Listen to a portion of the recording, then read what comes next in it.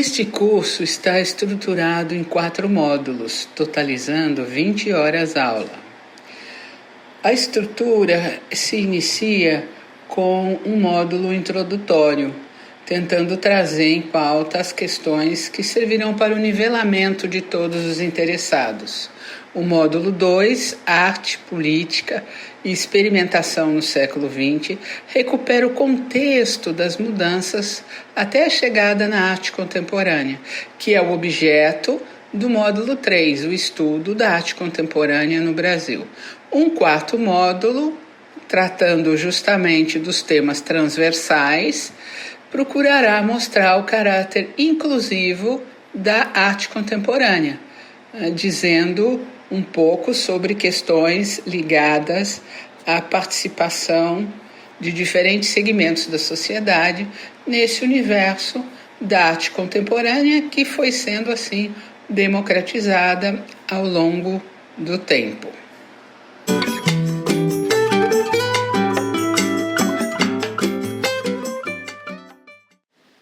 Módulo 1, aula 3. Nesta aula nós vamos ter como foco central as metodologias e leituras da imagem. É muito importante que possamos compreender como é que a nossa percepção se relaciona com as imagens, todas as imagens, as nossas imagens, as imagens das redes sociais, da televisão, do cinema, da fotografia, das artes plásticas.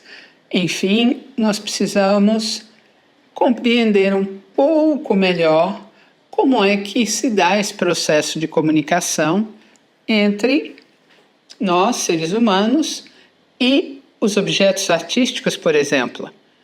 Por que alguns impactam mais do que os outros? Por que alguns se tornam mais contundentes, são mais visualizados? O que acontece? Então, estamos dedicando esse primeiro módulo a realmente construir uma rede de conceitos que permita que vocês não só saibam quem é o artista e que obra fez, mas principalmente consigam fazer uma leitura, dessas obras contemporâneas brasileiras que representam o nosso foco principal de estudos. Então, a gente está fechando esta 3ª aula e depois ainda vamos ter uma 4ª aula no módulo 1, que é um conteúdo extra. É claro que aqueles que quiserem optar por saltar, podem saltar, mas é um material bem interessante sobre a relação entre a fotografia e a arte contemporânea. Bom, então, como eu disse, nesse módulo 1, nós vamos trabalhar com a questão da leitura de imagens. São muitas técnicas, são muitas teorias, são muitos pontos de vista. É claro, a gente não está aqui com um curso para pesquisadores já com bastante bagagem, mas a nossa intenção é formar públicos. Então, estamos começando de uma maneira bem direta para que vocês possam começar a entender um pouco mais sobre esse processo de leitura de imagens, que na sociedade de hoje é fundamental, já que a gente vive mesmo numa sociedade fundamentalmente formada por imagens. Daí uma imagem vale mais do que 1000 palavras. O que é uma imagem, então? A imagem é toda a representação visual que permite perceber, interpretar ou comunicar algo, seja um objeto, uma ideia, uma emoção ou uma abstração. A imagem pode ser figurativa ou não figurativa. A imagem figurativa é aquela que remete a algo reconhecível, e a não figurativa a algo que não se pode reconhecer. A palavra imagem vem do latim imago, que significa representação visual de um objeto. Para os gregos, havia uma imagem mental, uma ideia, e uma imagem real, ou seja, uma imagem da representação. A imagem representa um objeto. Então, para Platão, primeiramente as sombras, depois os reflexos que se veem nas águas ou na superfície dos corpos opacos, polidos e brilhantes, e a todas as representações semelhantes. Então, nas palavras de Platão, aquilo que ele diferenciava no universo das representações, no universo das imagens. Com a fotografia, o cinema, a televisão, as mídias digitais, a imagem tornou-se onipresente. Está por toda parte, atravessada pela mídia, que é o conjunto de meios de comunicação disponíveis. Mídia é o plural de médium, médium quer dizer meio, mídia, portanto, seriam os meios de comunicação. A internet, o rádio, televisão, jornal, revista, incluindo-se dentro de internet as redes sociais e as mais diversas plataformas. Então, esse conjunto de meios de comunicação, que tem por finalidade transmitir informações e conteúdos variados, esse conjunto faz com que a gente vá criando uma relação com a sociedade em que a gente vive. A nossa visão de mundo vai sendo construída a partir dessas informações que a gente consome. Por exemplo, quando a gente olha para essa imagem, a gente pensa numa ideia de alegria, de festa, porque é o nosso meio que nos leva a pensar assim. Quando a gente vê esse cartaz do The Walking Dead, a gente vê um mundo apocalíptico, sombrio, triste, ou o mundo das dificuldades de um super-herói, como no caso do Pantera Negra. Então, as imagens elas estão comunicando. Nós temos 3 pessoas diferentes com 3 tatuagens no mesmo local ou aproximadamente igual. Cada uma tem uma vida, mas elas têm algo em comum. Nesse universo da hiperinformação, a gente vai selecionando algumas leis, algumas normas. Muito embora esteja cada vez mais difícil a gente distinguir entre o que é verdadeiro e o que é falso. As fake news, a verdade e a mentira andam numa posição bastante complicada, porque às vezes a gente não é capaz de distinguir. E ainda corre essa ideia de que se está na internet, então é verdade. As pessoas antes diziam se está na televisão, é verdade. E agora se está na internet, é verdade. Mas, de toda maneira, a gente sabe que a mídia ela é o grande termômetro da contemporaneidade. Como eu já disse, a gente tem diferentes perspectivas nos estudos sobre a imagem. Eu vou colocar algumas possibilidades, mas ressaltando que o objetivo é fornecer os instrumentos iniciais para que os interessados nesse curso possam aprender a fazer uma leitura das imagens, sejam elas do universo da arte ou do universo da vida contemporânea. Então, vamos olhar um pouco para esses elementos. A primeira questão é a questão da percepção formal. Aí vocês veem uma imagem da Santa Ceia, do Leonardo da Vinci, com algumas linhas que mostram a direção do olhar para a figura do Cristo no centro. Então, esses elementos que os artistas utilizam, eles têm a ver com o que eles querem comunicar. Então, nós vamos olhar um pouquinho nessas estratégias. Por exemplo, a composição triangular, ela chama a atenção para o foco da pintura. As pinturas divinas, com figuras divinas, elas em geral obedecem a esse clima da composição triangular né, que atraem o olhar ao mesmo tempo que dão ao cérebro uma sensação de ordem. Observem outras figuras de representação divina. A composição em diagonal, que vai do canto superior esquerdo ao canto inferior direito, né, é uma composição que ela dá uma ideia de avanço, de movimento. Né, a gente percebe que há uma ideia de chegar, né, lá no centro ou num determinado espaço, né, dessa vila. Então, esse tipo de composição também está comunicando uma ideia do artista.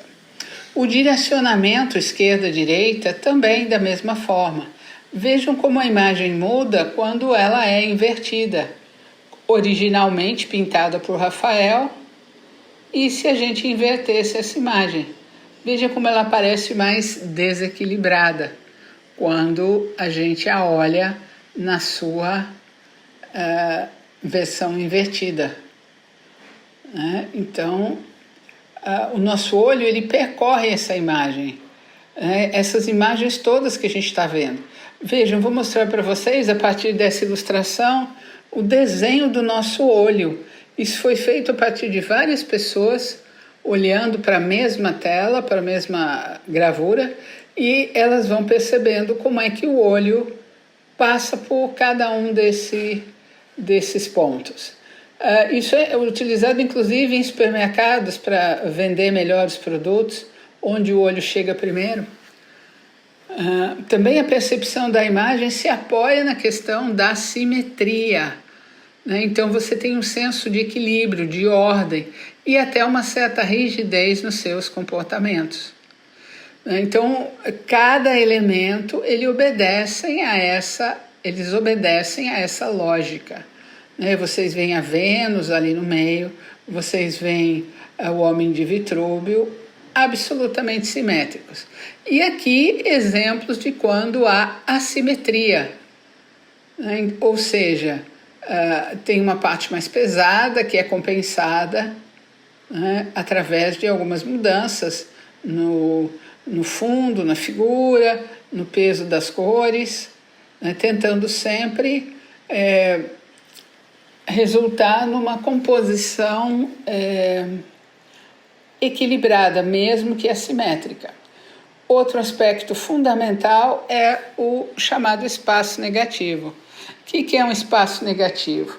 Né? É aquele espaço que torna mais contumaz a relação entre a figura e o fundo.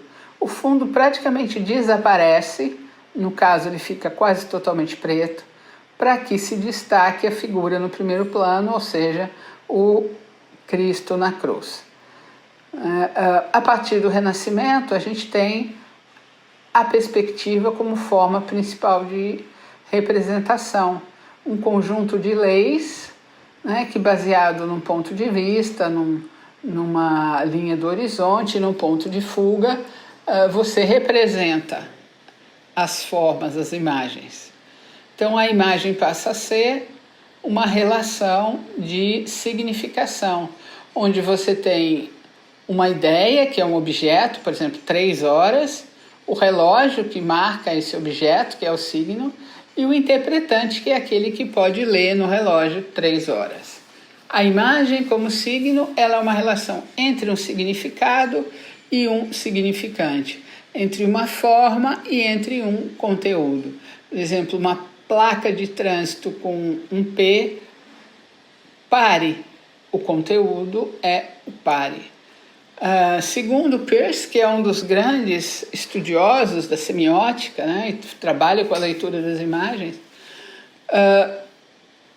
todo signo ele pode ser um ícone, um índice ou um símbolo. O ícone quando se parece por semelhança, como esse fogo. O índice quando traz uma lembrança, como a fumaça. E no caso das letras e do ideograma, a gente tem um símbolo. Se tomarmos a perspectiva dos estudos culturais, é possível verificar que o contexto é fundamental para uma análise de uma imagem. O contexto histórico, social, ideológico. Por exemplo, a figura de uma raça assassinada, pintada por Davi, ela foi feita no contexto da Revolução Francesa. O Mahat teria trabalhado diretamente com os integrantes do movimento, os principais, né? Então, ele teve tem que ser lido de acordo com esse contexto. Já na perspectiva da ecologia das imagens, você tem em cada imagem tanto um imaginário coletivo quanto um imaginário individual, que formam assim um nó comunicacional. Na tela Guernica do Picasso, que mostra o bombardeio de uma cidade durante a guerra, a gente tem tanto o imaginário coletivo da guerra, da dor, da violência, quanto o imaginário individual, o que cada um tem a ver com essa questão da guerra. Então ela cria esse nó entre o coletivo e o individual. Na perspectiva da teoria da informação, a gente vê o caráter denotativo e conotativo. A foto da Dorothea Lange, mãe imigrante, mostra uma mãe numa situação difícil durante a Grande Depressão nos Estados Unidos. Então a gente tem tanto a denotação, né, de como era a vida naquele momento durante a Grande Depressão, e no nível conotativo uma imagem de dor, de resiliência e de maternidade universal. Então você tem tanto uma informação literal quanto uma informação simbólica. Na perspectiva pós-moderna, nós temos a imagem como simulacro, ou seja, a imagem do objeto precede o próprio objeto. É possível produzir mundos possíveis. Antes que os objetos existam, é possível criar as suas referências. Por exemplo, no trabalho da fotógrafa Cindy Sherman, que nós já vimos, ela cria cenas fictícias de filmes, personagens, cenografias, utilização de roupas, maquiagem, tudo isso trabalhando com questões como a autenticidade e a identidade. Outro elemento fundamental da construção da imagem é a relação entre figura e fundo.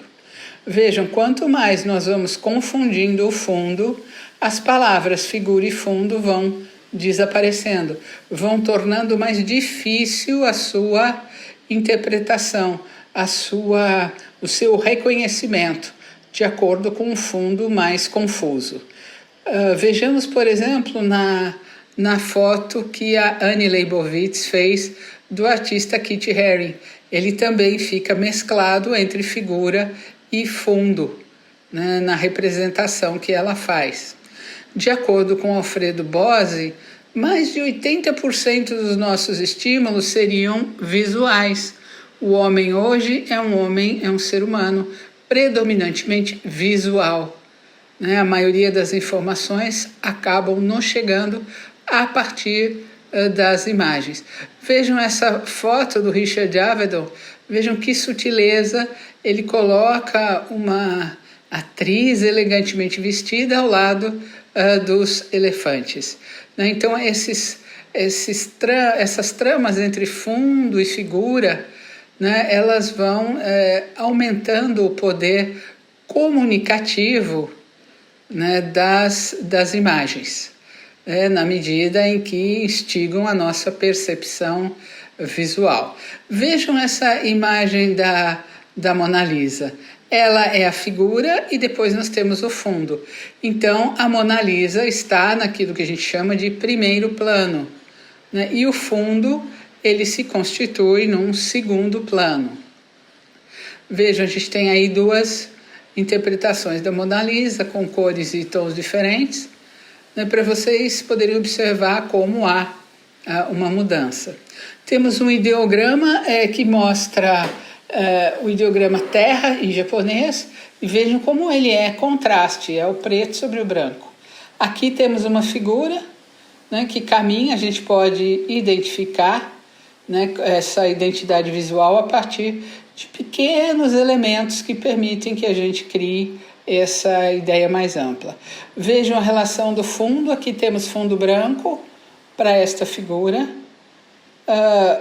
Vamos experimentar com um outro fundo de outra cor. Vejam como muda a nossa percepção. Vamos tentar ainda mais uma outra cor, para vocês poderem observar como fica diferente. Aqui ainda mais uma outra possibilidade. Vejam como muda. E finalmente um tonzinho um pouco mais sutil também faz com que a gente tenha a percepção afetada pela cor, pela construção do fundo. Quando se fala em figura e fundo, se fala em silhueta, ou seja, é uma forma sugerida, sem detalhes, mais reconhecível. Nós temos aí um outro exemplo. E numa próxima imagem, vejam como dá a sensação de movimento, A figura parece dançar, os cabelos ou chapéu, com fitas, com fios. Aqui também essa relação de figura e fundo, uma girafa composta por pequenos animais, em seu corpo. Um festival de vinho que mescla o vinho e o garfo, usando a relação entre figura e fundo. O sorriso da Coca-Cola feito com as próprias garrafas.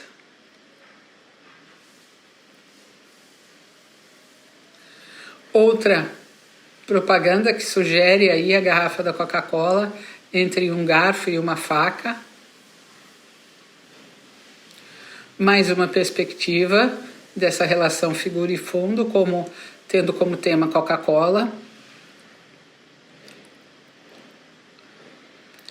E agora a gente pode observar como o fundo ele é fundamental, é a partir dele que a figura se projeta, e às vezes é difícil saber se o fundo é um ou é outro, como nesse caso.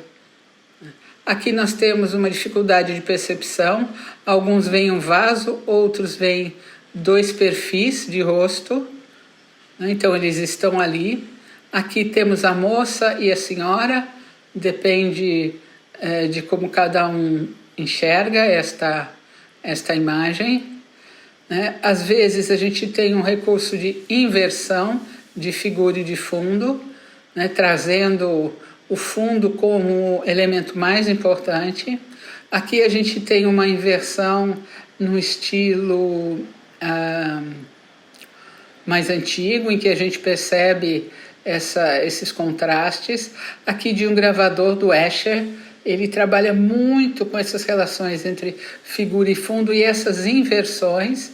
Vejam como esses morcegos parecem voar a partir desse trabalho de figura e fundo e dessa inversão de figura e fundo. Aqui um outro desenho mais próximo do que seria um tipo de mosaico, uma espécie de mosaico, mas ele também trabalhando com essas relações. Aqui a gente mal sabe onde começa uma forma e começa outra, começa a serpente e termina o pássaro. Uma transição entre um peixe e uma ave a partir da mudança no fundo. E ainda para a gente poder encerrar essa etapa, a questão da percepção. Então os animais às vezes eles se camuflam para não serem percebidos. Eles tentam superar esse contraste entre fundo e figura. Aqui, olha, os animais eles estão confusos, eles estão escondidos, tanto essa onça quanto um ser humano camuflado. As roupas para quem pratica esportes na neve têm que ser contrastantes, porque num caso de acidente é mais fácil de localizar as pessoas. Então as cores elas são fundamentais para intensificar essa relação entre a figura e o fundo. Elas determinam como essa relação se dá. Quando a cor é mais escura, a gente tem uma relação mais densa, Então as partes brancas elas parecem estar mais juntas. Já quando ao contrário, né? O fundo é branco, essas ideias de separação vão sendo intensificadas. Mais um exemplo, né, dessa relação figura e fundo, com o fundo claro, e agora podemos observar com o fundo escuro. O negativo é o fundo e o positivo é a figura. Vejam esse outro exemplo.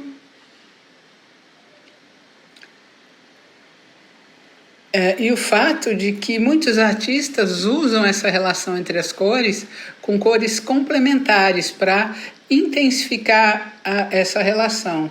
Vejam, aqui temos as complementares amarelo e lilás. Vejam como fica diferente. Os complementares azul e laranja. Vejam que o olho chega a doer, tentando correr de um lado para o outro, de uma cor para outra. E o verde e o vermelho, também mostrando como a relação com o fundo se modifica. 3 imagens idênticas com 3 fundos diferentes. Um mais escuro, um branco e um azulado. Então, o fundo e a figura devem estar sempre em equilíbrio, manter o equilíbrio.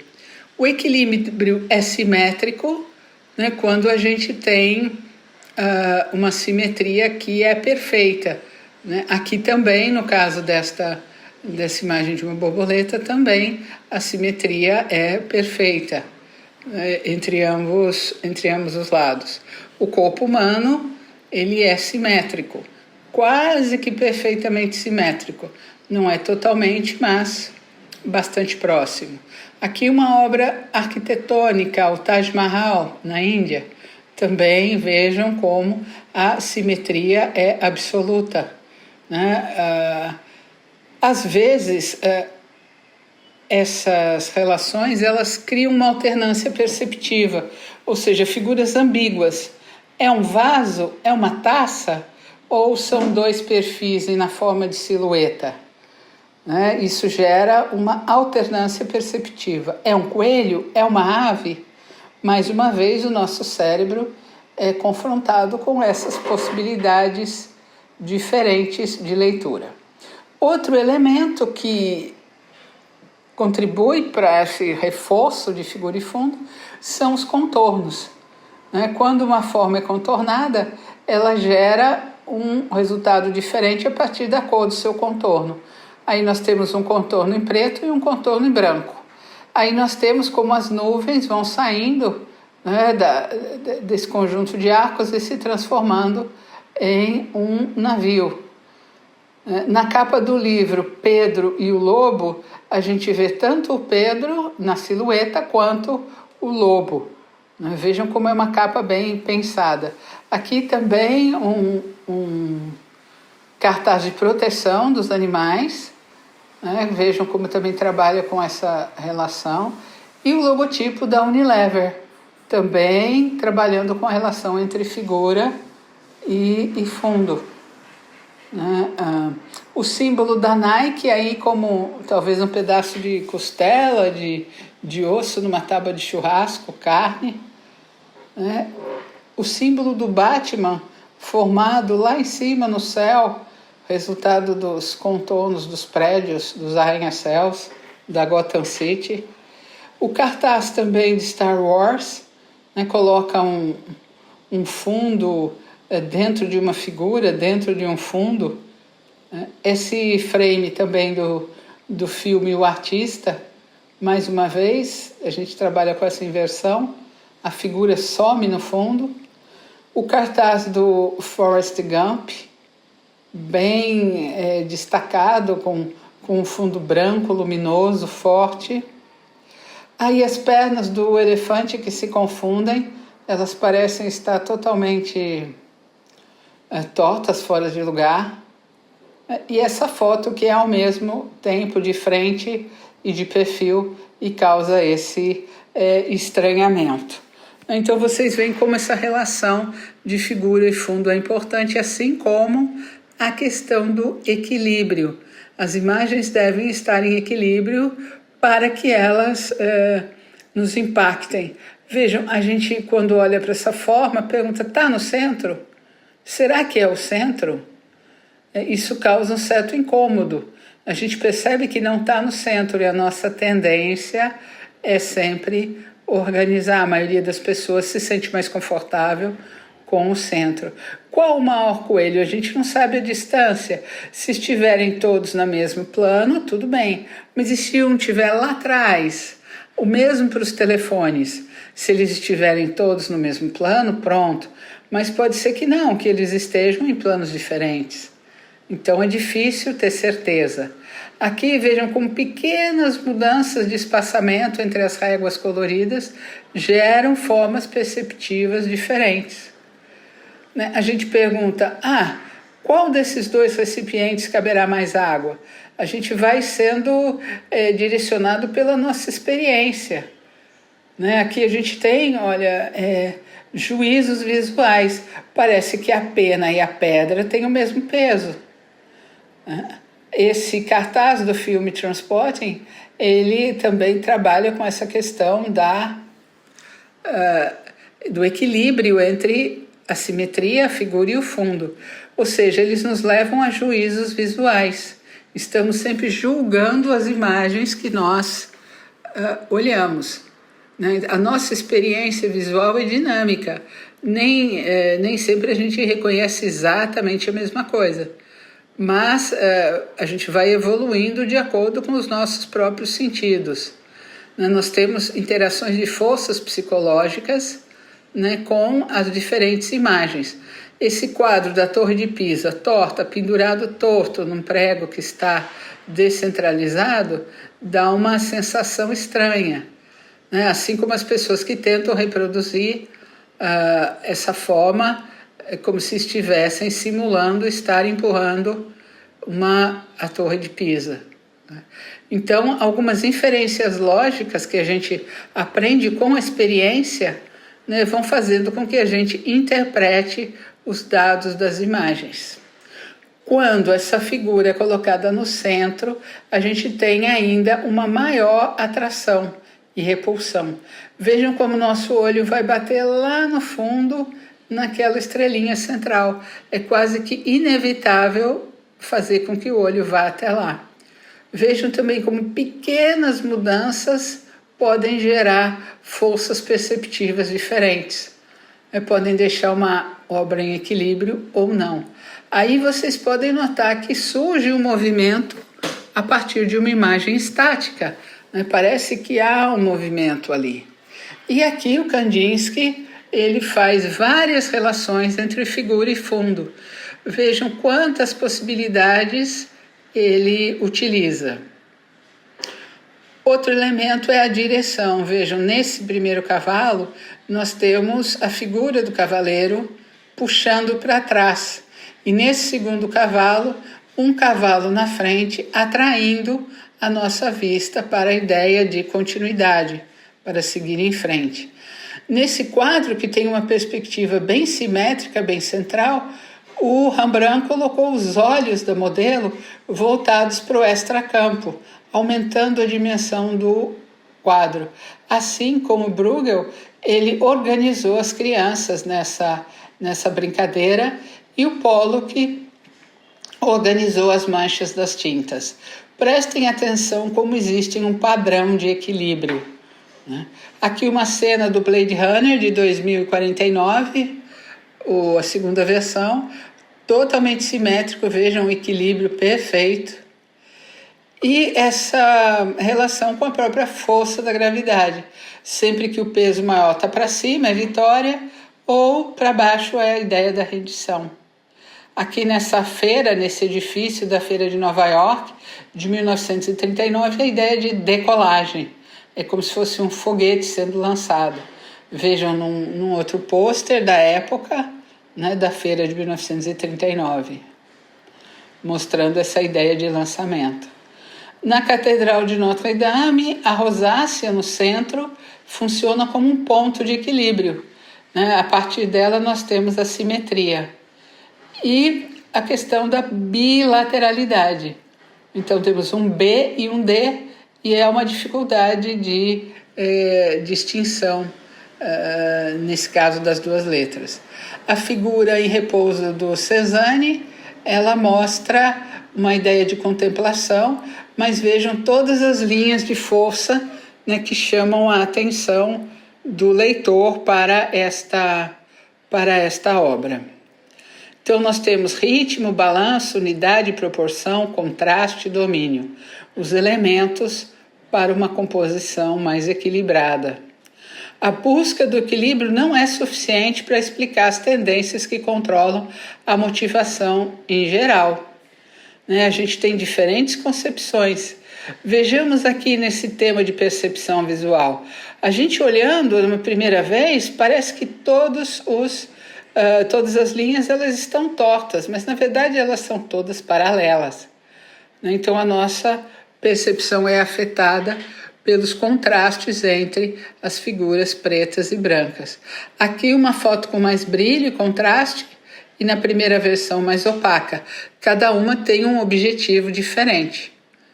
O contraste também passa um juízo, passa uma interpretação daquela figura ou do conjunto de figuras.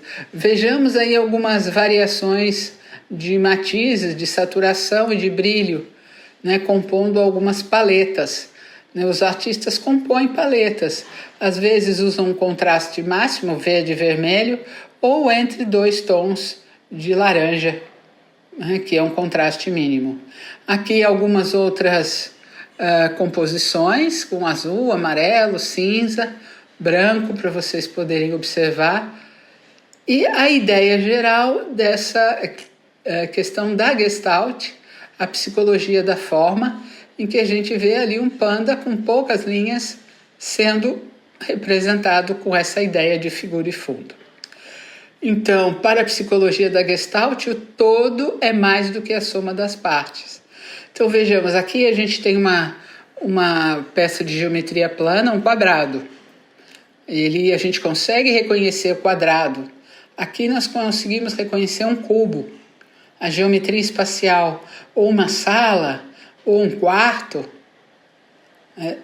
Nós temos as formas básicas, o círculo, o quadrado, o triângulo, e nós temos essas formas no espaço, como por exemplo, o círculo ganhando volume, a gente tem uma esfera, que é a forma espacial. Então, em geral, as composições partem de formas básicas. E a leitura ela é mais unificada. Primeiro a gente vê um quadrado grande e depois a gente percebe que esse quadrado grande é composto por vários quadradinhos. Da mesma forma, duas setas, uma com elementos em proximidade e outros mais afastados. E aqui uma reunião de pesos por semelhança, ou pela cor, ou pela forma, ou pela sua intensidade. A lei da clausura diz que a gente tende a completar as formas. Se eu vejo dois pedaços dos quadrados, dos círculos, eu acabo fechando. E aqui nossos olhos tendem a criar um movimento de continuidade, indo e vindo como se fosse uma figura fechada. Pela lei da pregnância, todas as formas são percebidas no seu caráter mais simples, ou seja, um quadrado, um círculo, uma estrela. A experiência também nos leva a determinadas leituras. Aqui, a garrafa de Coca-Cola, baseada na experiência anterior que nós já vimos outras garrafas de Coca-Cola. E ainda a possibilidade de se criar a sensação de movimento.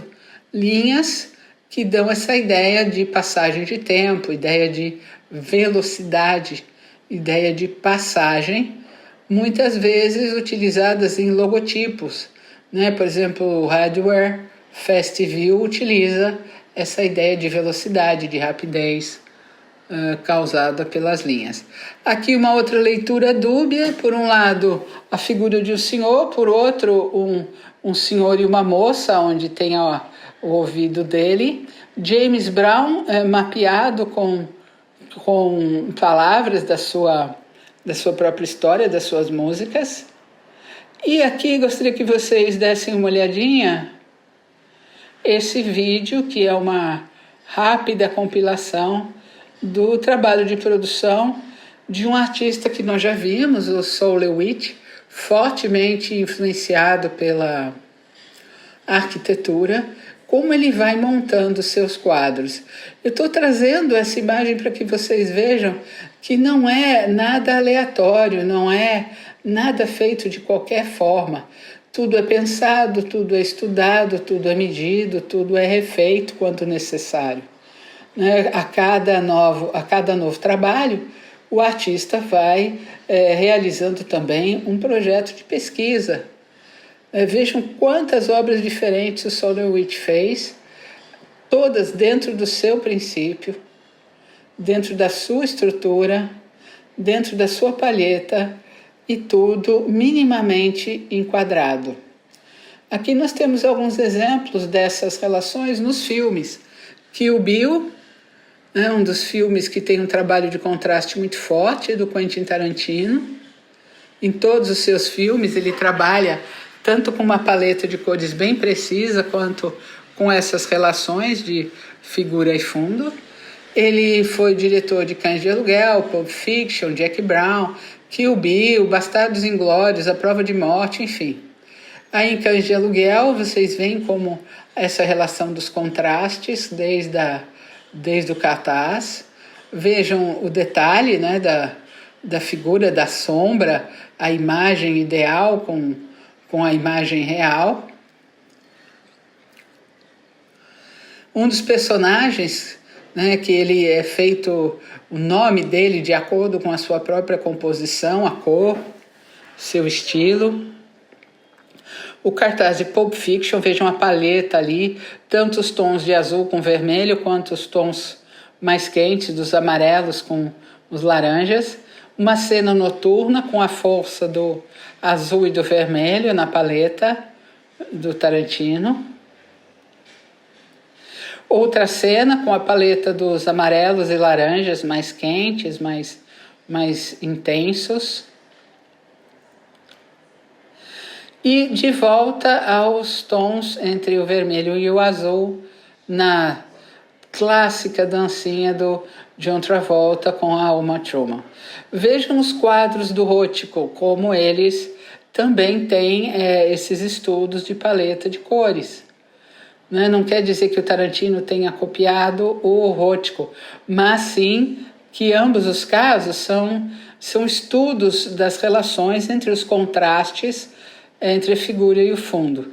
Vejam Jack Brown, também do Tarantino, o contraste das cores, como ele construiu a sua paleta, com alguns tons de azul, terra, verde, cores mais pastéis. Então a gente pode perceber o Tarantino. Outra cena do Jack Brown que a gente vê como o azul é utilizado aí no raio-x, também intensificando a sua escolha cromática. Mais uma vez, só para vocês perceberem os estudos do Rothko com relação à utilização das cores. Né? Um outro exemplo do Tarantino, A Prova de Morte. Ele trabalha com um filme bem escuro, é difícil trabalhar com o contraste aí, o verde e o vermelho, que são complementares, mas um filme bem escuro. E na cena a seguir é tudo muito escuro, o carro é escuro, a roupa é escura, a cor é lavada, é tudo bem escuro, é difícil trabalhar com contraste. No Bastardos Inglórios, mais uma vez, a paleta dele bem precisamente construída, vejam poucas imagens e bem significativas, com aquela relação que ele quer passar, né, de um filme que é uma vingança. Também muito escuro, difícil de conseguir o contraste, ele fica no limite, né, desse contraste. Aqui também, vejam, os vermelhos como são colocados, o contraponto com o verde dos olhos, um azul esverdeado. Em Django, outro filme bastante escuro, o Tarantino também ele trabalha perfeitamente essa relação entre figura e fundo escuro. Vejam como a luz é usada para dar uma definição suave às figuras, né, o mínimo possível, a utilização da silhueta, né, nessa relação de figura e fundo.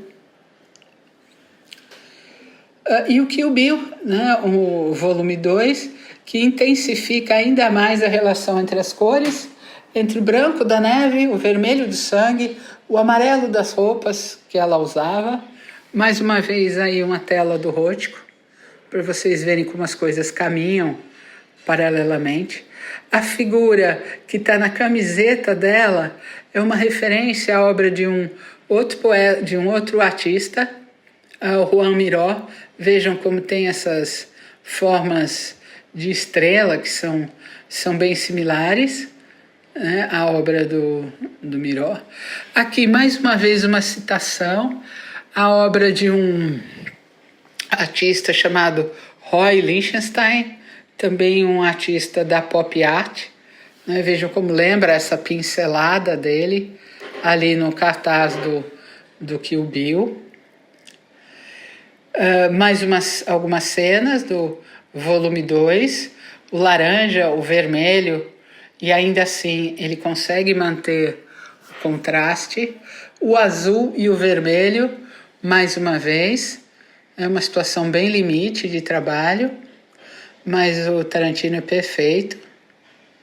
Né? E o jogo dos azuis na sua paleta. Uma cena de luta, vejam, branco, amarelo, vermelho, possibilitando a identificação de cada um dos elementos na cena. E uma cena em que ele volta a usar a paleta do azul, né, para estruturar a sua imagem. Né? Então, essas foram algumas das chaves que a gente tem para a análise das imagens, para a leitura, para uma melhor compreensão da história da arte. Próxima aula é um conteúdo extra sobre fotografia e arte contemporânea, que vai nos ajudar ainda mais a entender por que a arte mudou tanto a partir da segunda metade do século XX. Não deixe de consultar os materiais de apoio, os textos, links, referências e vídeos. Até breve.